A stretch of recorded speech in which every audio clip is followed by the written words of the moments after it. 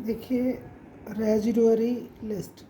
Residuary वो list होती है, RESIDUARY है ये। रेजिडुअरी लिस्ट का मतलब जो लिस्ट ना स्टेट में है ना कॉन्करेंट में है, तो जो बचे हुए सब्जेक्ट्स है उसका नाम है residuary list. The students which are not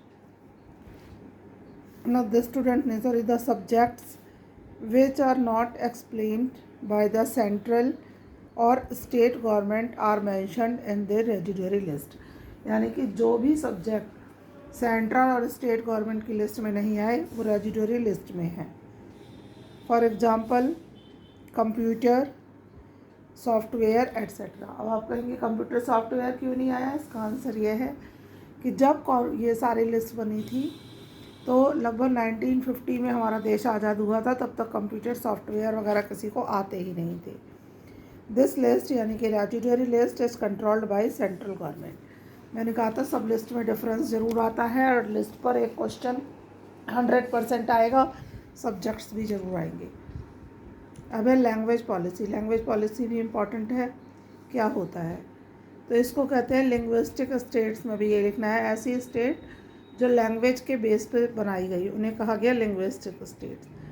we don't have any national language, यानी कि भारत की कोई भी राष्ट्रीय भाषा नहीं है। अब आप कहेंगे हिंदी है, हिंदी हमारी ऑफिशियल लैंग्वेज है, क्योंकि इंडिया एक सेकुलर कंट्री है, तो हमारा कोई नेशनल रिलीजन नहीं है, नेशनल लैंग्वेज नहीं है।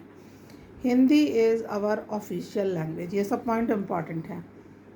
Besides Hindi 22 other languages are called schedule language. हमारे देश में 22 लैंग्वेज और हैं जिन्हें शेड्यूल लैंग्वेज कहते हैं। उसमें इंग्लिश वगैरह नहीं होती। ये शेड्यूल लैंग्वेज जो है छोटी छोटी स्टेट्स हैं, उनकी अपनी भाषाएं हैं। After independence some states were identified on the basis of language. Independence के बाद कुछ स्टेट बनाए गए जो लैंग्वेज पर बेस थे। These states are called linguistic states. इन स्टेट्स को हम लिंग्विस्टिक स्टेट्स कहते हैं। For example Nagaland, Jharkhand,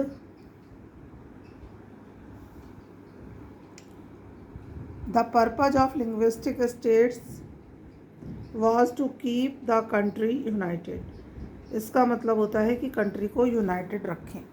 linguistic states के नाम आ सकते हैं, तो नागालैंड और झारखंड लैंड रखेंगे आप। अब है centre state relations. Central government और स्टेट गवर्नमेंट के बीच में कैसे रिलेशंस होते हैं, तो the power of both level of the governments are mentioned in the constitution. दोनों की कितनी कितनी पावर होगी ये हमारे कॉन्स्टिट्यूशन में मेंशन किया गया है। After 1990 40 single party government clear majority, यहाँ पे नो है सॉरी, ये after 1990 no single party got clear majority in the Lok Sabha.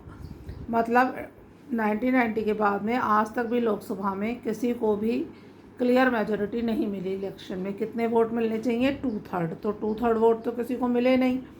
तो फिर क्या हुआ, सरकार कैसे बने, सो सम अलायंस। अलायंस मतलब कई सारी गवर्नमेंट मिलके ग्रुप में आ गई, कई सारी पार्टी ने मिलके ग्रुप बना लिया, including several regional parties. Regional मतलब छोटी party, REGIONAL, and one national party, और एक बड़ी पार्टी होती थी। Form the government in the centre. इस गवर्नमेंट को कहा जाता है कॉलिशन गवर्नमेंट, COALITION।